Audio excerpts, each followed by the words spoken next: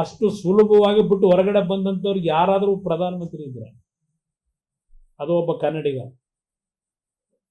ಸ್ವಾಭಿಮಾನಕ್ಕೆ ಎಂದು ಧಕ್ಕೆ ಬರದೇ ಇರತಕ್ಕಂಥ ರೀತಿಯಲ್ಲಿ ಯಾರು ಕೈ ಕಾಲಿಡದೆ ಬಿಸಾಕ್ಬಿಟ್ಟು ಬಂದಂಥವ್ರು ಅಷ್ಟು ಸುಲಭವಾಗಿ ಒಂದು ಪ್ರಧಾನಮಂತ್ರಿ ಸ್ಥಾನನ. ಅಂತ ಕುಟುಂಬದಲ್ಲಿ ಇದ್ದೇವೆ ನಾವು. ಇವತ್ತು ಈ ಕುಟುಂಬ ಮುಗಿಸ್ಬೇಕು ಅಂತ ನೀವೇನೇನು ಮಾಡಿದಿರಿ, ಈಗಲೂ ಏನೇನು ಮಾಡ್ತಾ ಇದ್ದೀರಿ ಇದೆಲ್ಲ ನಾನಿಲ್ಲಿ ಚರ್ಚೆ ಮಾಡಲ್ಲ. ಅಸೂಯೆ ಇತ್ತು ಸಿಕ್ಕತ್ತ ಇವತ್ತು ಅದೇನು ಹೇಳಲಿಲ್ಲ. ಬೀರ್ಬಲ್ ಕತೆ ಇವತ್ತು ಹೇಳಲಿಲ್ಲ. ಏನು ಉತ್ತಾ ಇದ್ರು ಕೈನ, ಏನಕ್ಕೆ ಸಹಿಸ್ಕೊಳ್ಳಲ್ಲ? ಎಷ್ಟು ಜನ ಬಂದೋಗಿಲ್ಲ ಜೈಲ್ಗ ನೋಡಿ. ತಪ್ಪು ತಿಳ್ಕೊಬೇಡಿ, ಪದೇ ಪದೇ ಯಾಕೆ ಹೇಳ್ಕತ್ತಾರ ಅವ್ರೆ? ಯಾಕೆ ಅವ್ರು ಹೇಳ್ತಾವ್ರೆ ಜೈಲಿಗೆ ಜೈಲಿಗೆ ಜೈಲಿಗೆ ಅಂತ?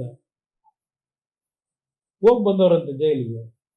ಏನ್ ದೊಡ್ಡ ಘನದಾರಿ ಕೆಲಸ ಮಾಡಿ ದೇಶದ ಸ್ವಾತಂತ್ರ್ಯಕ್ಕೆ ಹೋರಾಟ ಮಾಡೋದಲ್ಲ ಜೈಲಿಗೆ. ನಾನು ಹೋಗಿದ್ದೆ ಪಾಪ, ಇಲ್ಲಿ ನಮ್ಮ ಮಹೇಶನ ಕೂತವ್ರು ನೋಡಿ, ಇವರೇ ಕರ್ಕೊಂಡೆ ಪಾಪ. ಯೋ ಪಾಪ ಇಂಥ ಟೈಮಲ್ಲಿ ಒಂದು ಸಾಂತಾನು ನಾನು ಹೇಳಿದೆ,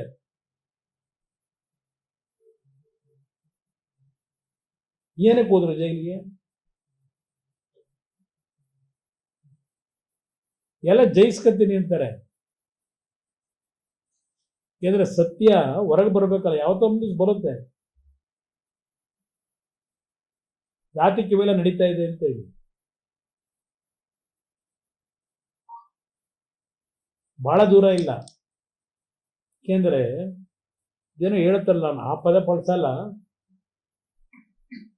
ಅದೇನೋ ಇದು ಹೇಳ್ತಾರೆ. ಯಾಕೆಂದ್ರೆ ಡೊಂಕಿನ ಪದ ಬೇಡ ಹೇಳೋದು, ಚೆನ್ನಾಗಿರಲ್ಲ. ಅವ್ರು ಬಂದಿರತಕ್ಕಂಥ ಬ್ಯಾಕ್ ಗ್ರೌಂಡ್ ಸಾಕಷ್ಟೇ, ಬದಲಾವಣೆ ಮಾಡೋಕ್ಕಾಗುತ್ತಾ? ತೆನಾಲಿ ರಾಮಕೃಷ್ಣ ನಾನು ಹೇಳ್ಬೇಕಾಯ್ತು ಕತೆ. ಅವ್ರು ಬೀರ್ಬಲ್ ಅಂತ ಹೇಳಿದ್ರು ಹೊಟ್ಟೆ ನೋವಿಗೆ. ತೆನಾಲಿ ರಾಮಕೃಷ್ಣ ಕರಿ ನಾಯಿ ಬಿಳಿ ನಾಯಿ ಮಾಡಕ್ ಹೋಗ್ತಾನಲ್ವಾ, ಅದೊಂದು ಕತೆ ಇದೆಯಲ್ಲ, ಮಾಡಕ್ಕಾಯ್ತದ? ಬಹುಶಃ ಸಾಕು ಅವ್ರಿಗೆ ಹೇಳೋದ್ನ.